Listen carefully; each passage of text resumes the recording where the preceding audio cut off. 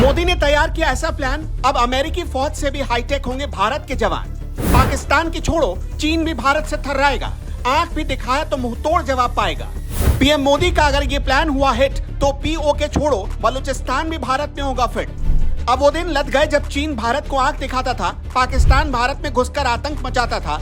वो दिन भी लद गए जब आतंकी सौदेबाजी करते थे और सरकार पुतला बनकर देखा करती थी।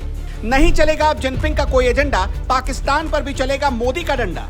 भीगी बिल्ली बन जाएगी बाजवा की आर्मी, बाइडेन भी खरीदेंगे मोदी से हथियार। असल में मोदी ने ऐसा प्लान किया तैयार जिसके बारे में पहले किसी दूसरे देश ने सोचा नहीं होगा। करना तो बहुत दूर की बात, क्या है मोदी का सीक्रेट प्लान आगे बताएंगे, लेकिन उससे पहले ये जान लीजिए कि आने वाले दिनों में कैसे भारत दुनिया के देशों को अपने आगे झुकने पर मजबूर कर देगा। असल में मोदी का सपना है हमारे देश में फौजी ऐसे हथियारों से लैस हों जो किसी दूसरे देश के पास ना हो।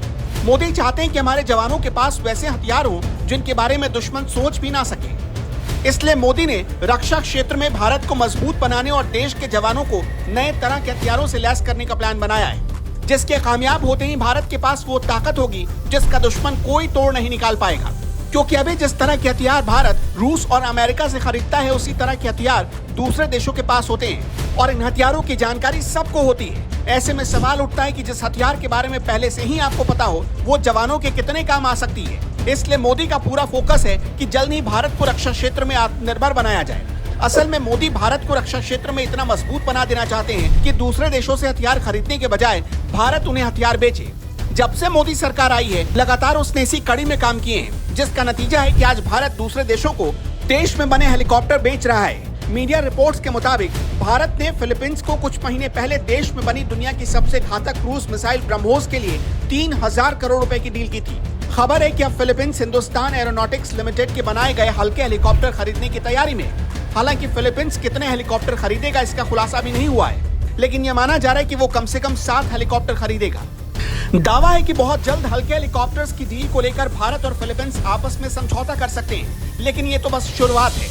मोदी चाहते हैं कि भारत जल्द दूसरे देशों को भी हथियार बेचे, लेकिन रक्षा क्षेत्र में भारत के लिए आत्मनिर्भर होना इतना आसान भी नहीं, क्योंकि अमेरिका सैन्य क्षेत्र में सबसे ज्यादा खर्च करने वाला पहला देश है, जबकि दूसरे नंबर पर चीन और तीसरे नंबर पर भारत है।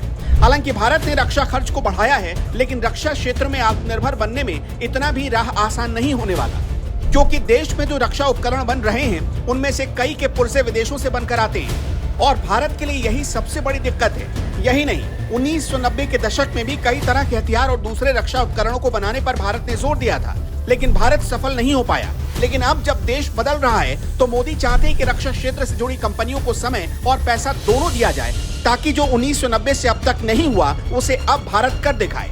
वैसे भारत और प्रधानमंत्री मोदी की इस कोशिश पर आपका क्या कहना है? कमेंट बॉक्स में अपनी राय जरूर बताएं।